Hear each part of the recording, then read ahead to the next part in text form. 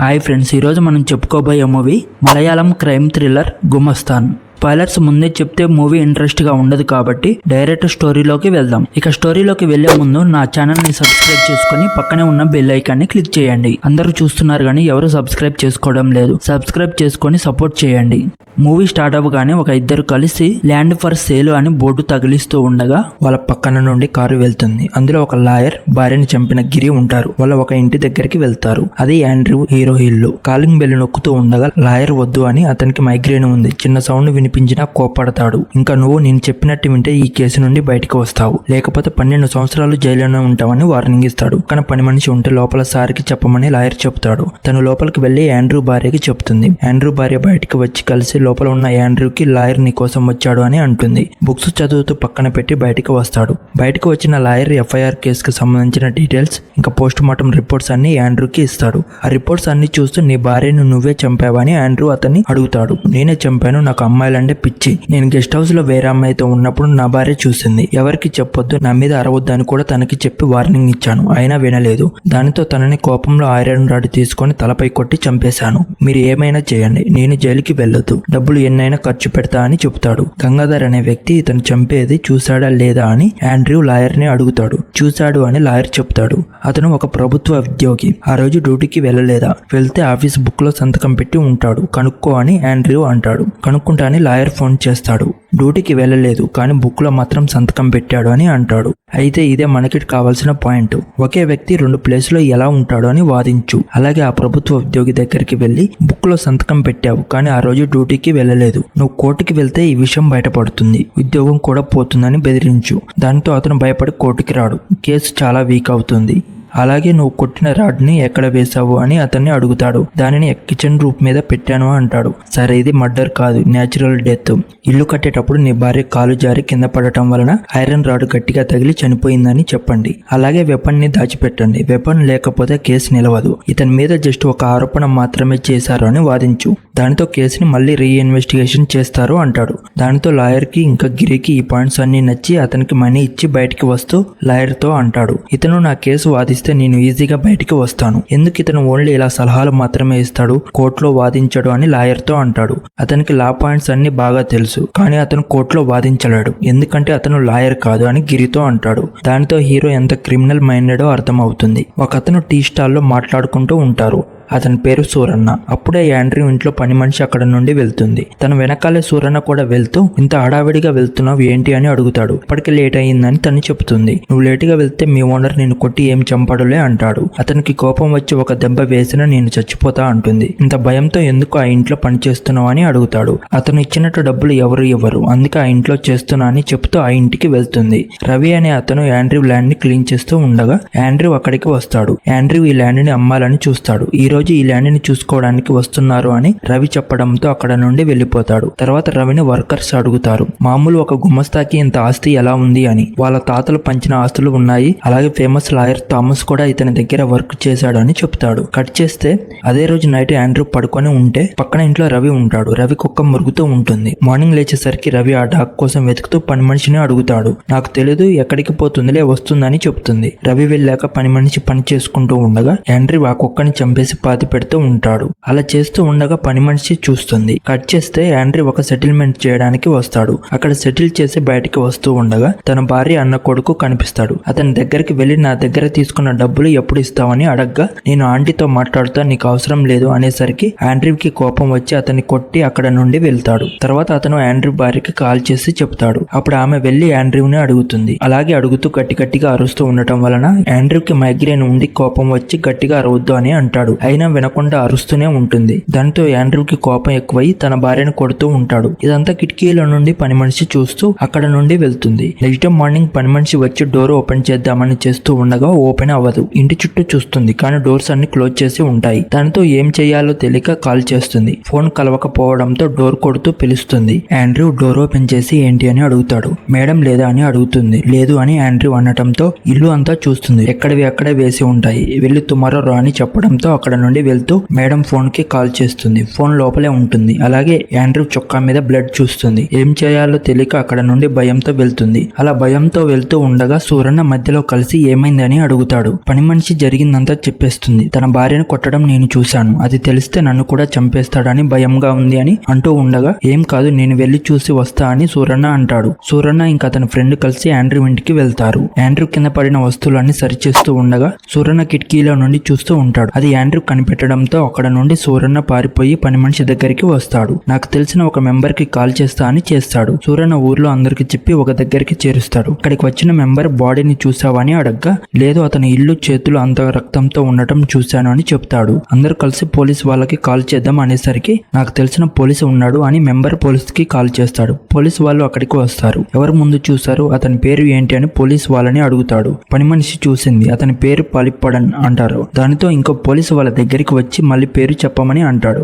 Andrews పాలిప్పడన్ అని చెప్తాడు. ఇతను ఏఎస్ఐ పోలీస్ ఆఫీసర్ శివరామన్. ఆండ్రూకి ఇతనికి మధ్య ఏదో జరిగి ఉంటది, అందుకే అతను అంత రియాక్ట్ అవుతాడు. పోలీసులు వచ్చేసరికి ఆండ్రూ ఫ్లోర్ అంతా క్లీన్ చేస్తూ ఉంటాడు. పోలీసులు ఇద్దరు ఆండ్రూ ఇంటికి వస్తారు. కాలింగ్ బెల్ క్లిక్ చేస్తూనే ఉంటారు. ఆండ్రూ బయటికి వచ్చి నువ్వు ఏంటి ఇక్కడికి వచ్చావని అడుగుతాడు. ఇద్దరికి పరిచయం ఉన్నట్టే. నీ ల్యాండ్ అమ్ముతున్నావంట కదా, ఎంతకు అమ్ముతున్నావని అంటూ నీ భార్యతో చెప్పి కొన్ని వాటర్ ఇప్పిస్తావా అంటాడు.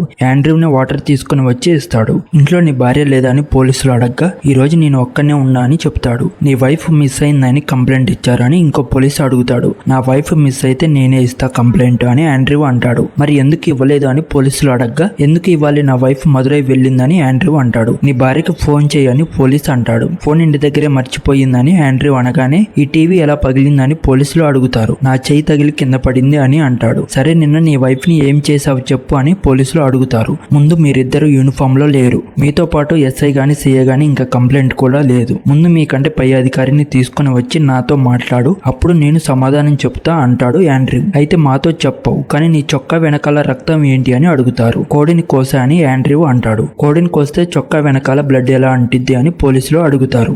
మీరు అడిగిన క్వశ్చన్స్ అన్ని చాలు, మీరు బయటికి వెళ్తే నాకు చాలా పనులు ఉన్నాయి, మీరు వెళ్ళకపోతే నేనే బయటికి తోస్తానని ఆండ్రూ అనగానే బయటికి వెళ్తూ నేను ఇప్పుడు వెళ్ళినా మళ్ళీ వస్తాను, ఎస్ఐని సిఐని తీసుకొని నువ్వు దాచిపెట్టాలి అనుకున్న నిజాన్ని బయటికి తీస్తాను అనేసి అక్కడ నుండి వెళ్ళిపోతారు. ఇద్దరు పోలీసులు వెళ్లి వాళ్ళ పై అధికారికి చెప్తారు. ఎవరు చెప్పారు మీకు అంటాడు. ఇంట్లో పని మనిషి చెప్పింది, ఇంకా ఆ ఊరు వాళ్ళు కూడా చెప్పారు. ఆండ్రూని అడిగితే మదురై వెళ్ళిందని చెప్పాడు అంటారు. నేను కూడా విన్నాను అతని గురించి, మన స్టేషన్ లోనే చాలా కేసులు సాల్వ్ చేశాడు అని వాళ్ళ పై అధికారి కూడా అంటాడు. వాళ్ళ ఇంట్లో అన్ని అనుమానంగానే ఉన్నాయి. టీవీ పగిలి ఉంది, అతని చొక్కా మీద బ్లడ్ ఉంది, మనం లేట్ గా వెళ్తే ఆ ఎవిడెన్స్ అన్ని మాయం చేస్తాడు అని ఏఎస్ఐ అంటాడు. అతను పెద్ద క్రిమినల్ లాయర్, మనం తప్పు అని ప్రూవ్ అయితే నీ జాబ్ పోతుంది, ఇంకా నేను 2 days లో ట్రాన్స్ఫర్ అవుతున్నా అని ఎస్ఐ అంటాడు. సార్ నన్ను నమ్మండి, ఏదైనా నేనే చూసుకుంటా అని ఏఎస్ఐ శివరామన్ అంటాడు. సరే వెళ్దాం పదా అంటాడు. దానితో ఇద్దరు పోలీసు వాళ్ళు యూనిఫామ్ వేసుకొని స్టార్ట్ అవుతారు. కట్ చేస్తే ఆండ్రూ ఒక కోడిని చంపేసి ఆ బ్లడ్ ని సేమ్ అలాంటి చొక్కా మీద పూసి పాత చొక్కాని కాల్ చేస్తాడు.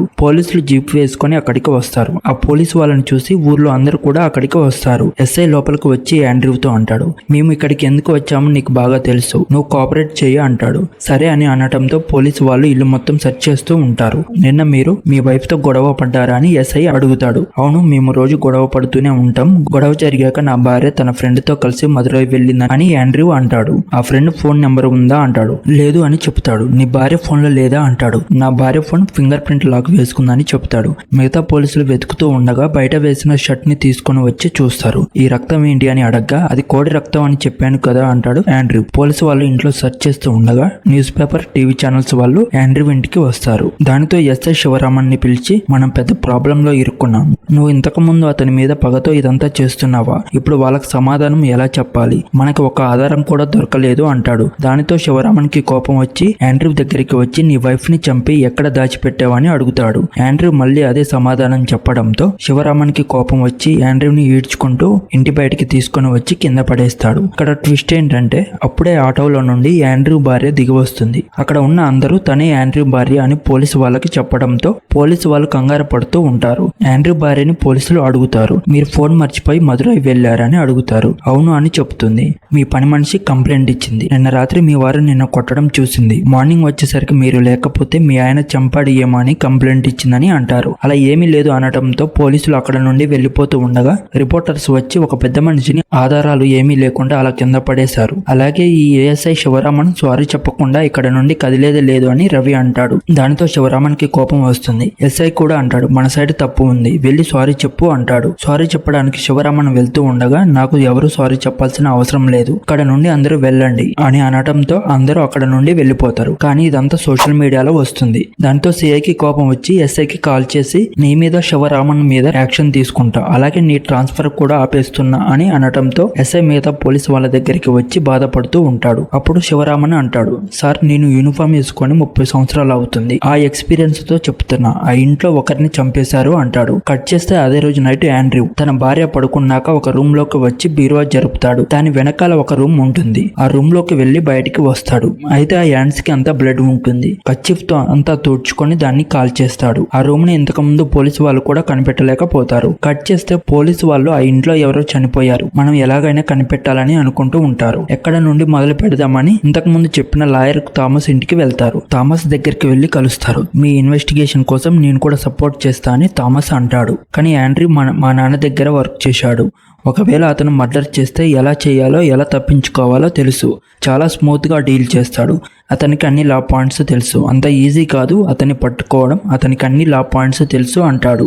కట్ చేస్తే మైకేల్ అనే వ్యక్తి దగ్గరికి వచ్చి అడుగుతారు, ఆండ్రూ గురించి నీకేమైనా తెలుసా అని అడుగుతారు. ఒకవేళ ఒక మనిషిని ఆండ్రూ చంపేస్తే అతను ఖచ్చితంగా చావాల్సిన వాడే అంటాడు. నువ్వు ఇప్పుడు చెప్పకపోతే నీ మీద ఉన్న కేసులన్నీ మళ్ళీ తిరగరాస్తా అని బెదిరిస్తాడు. నువ్వు తిరగరాసినా ఎలా తప్పియాలో ఆండ్రూకి బాగా తెలుసు, నువ్వు ఇక్కడ నుండి వెళ్ళొచ్చు అని మైకేల్ అంటాడు. కట్ చేస్తే ఆండ్రూకి 9 మంది శత్రువులు ఉంటారు. ఆ 9 మంది ఎక్కడ ఉన్నారు, ఎవరైనా మిస్ అయ్యారా లేకపోతే చనిపోయారా, ఇన్వెస్టిగేషన్ చెయ్యని ఎస్ఐ అంటాడు. అలా ఒక్కొక్కరిని చెక్ చేస్తూ ఉంటారు. లేని వాళ్ళ గురించి వాళ్ళ ఫ్యామిలీ మెంబర్స్ ని అడుగుతూ ఉంటారు. 9 మందిలో 7 ఉంటారు, 2 మిస్ అవుతారు. అందులో ఒకడు ఇంతకు ముందు కొట్టిన ఆండ్రూ అల్లుడు పీటర్, ఇంకో అతను ఐజు అని ఎస్ఐకి చెబుతారు. కట్ చేస్తే సూరన్నని ఏఎస్ఐ ఆండ్రూ ఇంట్లోకి పంపించి చెక్ చేయమని చెప్తాడు. ఇంట్లోకి వెళ్లిన సూరన్న చెక్ చేస్తూ ఉండగా ఆండ్రూ బయటికి రావడంతో సూరన్న అక్కడ నుండి పరిగెడుతూ వచ్చేస్తాడు. అది ఆండ్రూ కిటికీలో నుండి చూస్తాడు. సూరన్న ఏఎస్ఐ దగ్గరికి వచ్చి, మీరు చెప్పినట్టు ఆ ఇంట్లో అలా ఏమీ లేదు అని చెప్తాడు. కట్ చేస్తే ఆండ్రూ తన కొడుకు ఫోటో చూస్తూ ఉంటాడు. ఇంతకు ముందు జరిగిన విషయాలు గుర్తు చేసుకుంటూ ఉంటాడు. ఆండ్రూకి ఒక కొడుకు, మ్యూజిక్ అంటే చాలా ఇష్టం, కానీ అతను ఒక హ్యాండిక్యాప్డ్. ఇంట్లో ఫ్రెండ్స్తో గిటార్ ప్లే చేస్తూ ఎంజాయ్ చేస్తూ ఉండగా ఆండ్రూ తనకి ఉన్న ప్రాబ్లం వలన బయటికి వచ్చి, మీకేం పని లేదా, ఊకే గిటార్ పట్టుకొని అరుస్తూ ఉంటారు అని వాళ్ళ మీద అరుస్తాడు. దాంతో ఇంట్లో నుండి బయటికి వెళ్ళి ఒక ప్రొడ్యూసర్ అండ్ డైరెక్టర్ని కలుస్తాడు. వాళ్ళు ఒక సీన్ చెప్తారు. దానికి మీరు మ్యూజిక్ కొడితే మీరే మ్యూజిక్ డైరెక్టర్ అని చెప్పడంతో తిరిగి ఇంటికి వచ్చేస్తాడు. ఇంటికి వచ్చి వాళ్ళ అమ్మని కలిసి తన రూమ్కి వెళ్ళి చూడగా మ్యూజిక్ కి సంబంధించిన ఎక్విప్మెంట్స్ అన్ని ఆండ్రూ తన కొడుకు కోసం కొని ఒక రూమ్ లో ఉంచుతాడు. ఇంతకుముందు బీరువా వెనక ఉన్న రూమ్. దానితో ఆండ్రూ కొడుకు చాలా ఆనందపడతాడు. సినిమాకి బీజిఎం కొట్టి ప్రొడ్యూసర్ కి వినిపిస్తాడు. అది నచ్చి ప్రొడ్యూసర్ సినిమాకి మ్యూజిక్ డైరెక్టర్ గా ఓకే చేస్తాడు. ప్రొడ్యూసర్ ఇచ్చిన అడ్వాన్స్ తీసుకుని వాళ్ళ నాన్న దగ్గరికి వచ్చి, ఇవ్వబోతూ ఉంటే నీ దగ్గరే ఉంచుకో అంటాడు. దానితో కొడుకు బాధపడుతూ ఉండగా వాళ్ళ అమ్మ వెళ్లి ఆండ్రూని అడుగుతుంది, తను అనుకున్నది సాధిస్తాడని నాకు తెలుసు, తను నా కొడుకు, అలాగే తను సంపాదించిన మనీ తనే ఖర్చు పెట్టుకునేవని తన భార్యతో చెబుతూ ఉండగా ఆండ్రూ కొడుకు బయట నుండి వింటూ ఉంటాడు. కట్ చేస్తే ప్రొడ్యూసర్ బర్త్డే అవ్వటం వలన పార్టీకి వెళ్తారు. అక్కడ కేక్ కట్ చేశాక తిరిగి బైక్ మీద వస్తూ ఉండగా వెనక నుండి ఒక ట్రక్ గుద్దుతుంది. అలాగే గుద్దేసి అక్కడ నుండి వెళ్తూ ఉండగా మధ్యలో పోలీసులు డ్రంక్ అండ్ డ్రైవ్ కి ఆ ట్రక్ ని ఆపుతారు. డ్రైవర్ కంగారు పడటం చూసి ఏం చేసావని అడగటంతో డ్రైవర్ యాక్సిడెంట్ చేశానని చెబుతాడు. దానితో పోలీసు వాళ్ళు యాక్సిడెంట్ అయిన స్పాట్ కి వెళ్లి చూడగా ఆండ్రూ కొడుకు చనిపోతాడు, కానీ అతని ఫ్రెండ్ బతుకుతాడు. ఆండ్రూ ఇంకా ఫ్యామిలీ ఫ్రెండ్స్ అందరూ అంత్యక్రియలు చేస్తారు. తర్వాత ఆండ్రూ తన కొడుకు రూమ్ లోకి ఎవరు వెళ్లొద్దు, తన గుర్తులు అక్కడే ఉండాలని బీరువాని అడ్డం పెడతాడు. కట్ చేస్తే థామస్ లాయర్ అసిస్టెంట్ వచ్చి పోస్ట్ మార్టం రిపోర్ట్స్ తెమ్మన్నాడు అని అనటంతో ఆండ్రూ పోస్ట్ మార్టం రిపోర్ట్స్ తీసి చూస్తాడు.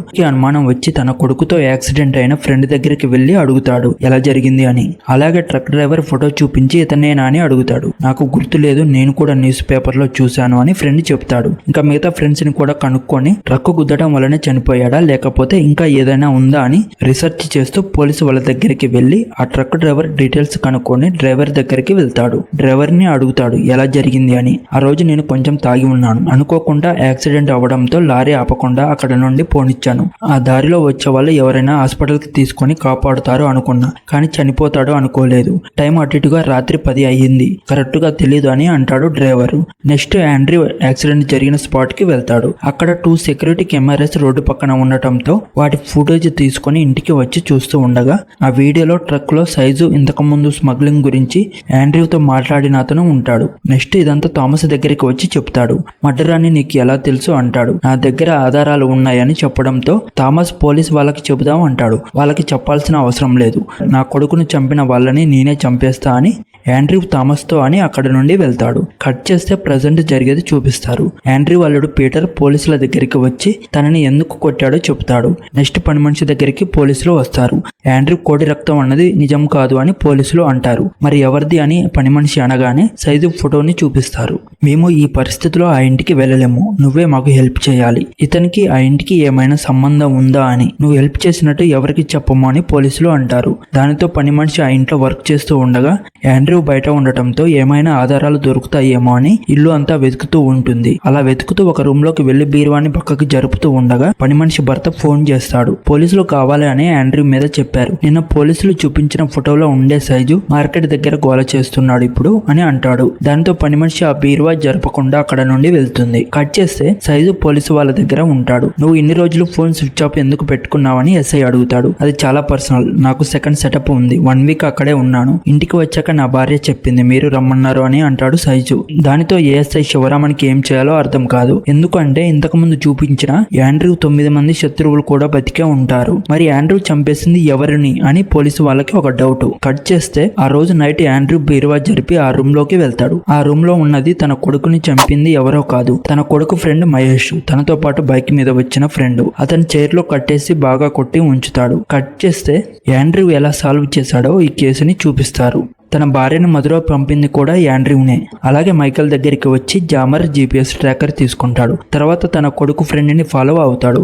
అయితే ఫ్రెండ్ కారు మధ్యలో ఆగిపోతుంది. ఆ ఆగిపోయేలా చేసింది కూడా ఆండ్రూనే. అలా కారు ఆగిపోవడంతో ఆండ్రూ వెనకాల వస్తాడు. అది చూసిన మహేష్ ఆండ్రూ కారు ఆపి నా కారు చెడిపోయింది, నన్ను రైల్వే స్టేషన్ లో డ్రాప్ చేస్తారా అని ఆండ్రూని అడుగుతాడు. సరే, నా మైగ్రేన్ టాబ్లెట్స్ ఇంటి దగ్గర ఉన్నాయి, తీసుకుని వెళ్దాం రా అని అనటంతో సరే అని లోపల ఎక్కుతాడు. ఇద్దరు కలిసి ఇంటికి వెళ్తారు. జామర్ ఇంకా GPS ట్రాక్ ఆన్ చేయడం వలన సిగ్నల్ ఇంకా వాళ్ళు వెళ్ళిన ప్లేస్ ఎవరు కనుక్కోలేరు. ఇంటి లోపలికి వెళ్ళాక డోర్స్ అన్ని విండోస్ అన్ని క్లోజ్ చేసి ఎదురుగా కూర్చొని నా కొడుకుని ఎందుకు చంపావురా అంటాడు. నేనెందుకు చంపుతా అంకుల్ అని అంటాడు. నువ్వే చంపావు, పోస్ట్ మార్టం రిపోర్ట్ లో 3:30కి చనిపోయాడు నా కొడుకు అని రాసి ఉంటుంది, కానీ యాక్సిడెంట్ అయ్యింది 1:30కి. అది కూడా ఒక ఐరన్ రాడ్ తల మీద కొట్టడం వలన చనిపోయాడు అని రాసి ఉంటది. మిమ్మల్ని గుద్దిన ట్రక్ ని చూసా, ఆ ఐరన్ రాడ్ ఆ ట్రక్ కి సంబంధించింది కాదు అని అంటాడు. నిన్ను ఒక అన్నలాగా అనుకున్నాడు నా కొడుకు, అంత మంచిగా ఉండే నా కొడుకుని ఎందుకురా చంపావు అంటాడు. నీకేం తెలుసు, నీ కొడుకు వల్ల నేను ఎంత బాధపడ్డాను. ముందు నేను ఓన్ గా మ్యూజిక్ ప్లే చేసి ప్రొడ్యూసర్ కి చూపిస్తే నచ్చలేదు అన్నాడు. తర్వాత నీ కొడుకు చేస్తే బాగుందని చెప్పాడు. బర్త్డే పార్టీలో కూడా అందరికి నీ కొడుకు గురించే చెప్పాడు, కానీ నా గురించి చెప్పలేదు.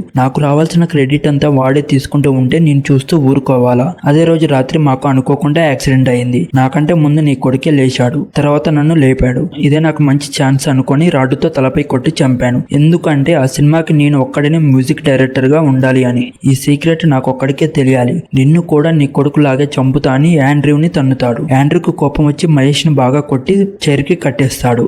కట్ చేస్తే ప్రజెంట్ జరిగేది చూపిస్తారు. మహేష్ అంటాడు, నువ్వు నన్ను చంపినా నిన్ను పోలీసులు వదలరు అంటాడు. నిన్ను నేనే చంపాను అని పోలీసు వాళ్ళకి తెలియదు కదా, ఎందుకంటే ఆ ఎవిడెన్స్ లేకుండా చేశాను. నీ ఫోన్ సిగ్నల్ లేకుండా జామర్ ఆన్ చేశా, నిన్ను ట్రాక్ చేయకుండా GPS ఆన్ చేశా. సెక్యూరిటీ కెమెరాస్ నా హౌస్ నుండి 8 కిలోమీటర్ వరకు ఎక్కడా లేవు. నిన్ను ఇక్కడికి తీసుకుని వచ్చినట్టు మూడో వ్యక్తి ఎవరు చూడలేదు. నువ్వు అరిచినా కూడా ఎవరికి వినపడదు, ఎందుకంటే చుట్టూ 5 ఎకరాలు నా ఇల్లే. నీ బాడీ ఐడెంటిఫై చేయడానికి నిన్ను చంపి ఇక్కడే పాతి పెడతా అంటాడు ఆండ్రూ. తన కొడుకు ప్లే చేసిన మ్యూజిక్ ని ప్లే చేసి సేమ్ అదే రాడ్డుతో మహేష్ తలపై కొట్టి చంపేస్తాడు. కట్ చేస్తే ఒకతను పోలీస్ స్టేషన్ కు వచ్చి కంప్లైంట్ ఇవ్వాలి అంటాడు. ఏం కంప్లైంట్ అని అడిగితే నా తమ్ముడు మిస్ అయ్యాడు అంటాడు. ఎవరు అని పోలీసులు అడిగితే ఫోటో చూపిస్తాడు. అతను ఎవరో కాదు, ఆండ్రూ చంపేసిన మహేష్. దీనితో మూవీ కంప్లీట్ అవుతుంది. నా ఎక్స్ప్లెయిన్ కనుక మీకు నచ్చితే నా ఛానల్ ని సబ్స్క్రైబ్ చేసుకుని పక్కనే ఉన్న బెల్ ఐకాన్ని క్లిక్ చేయండి.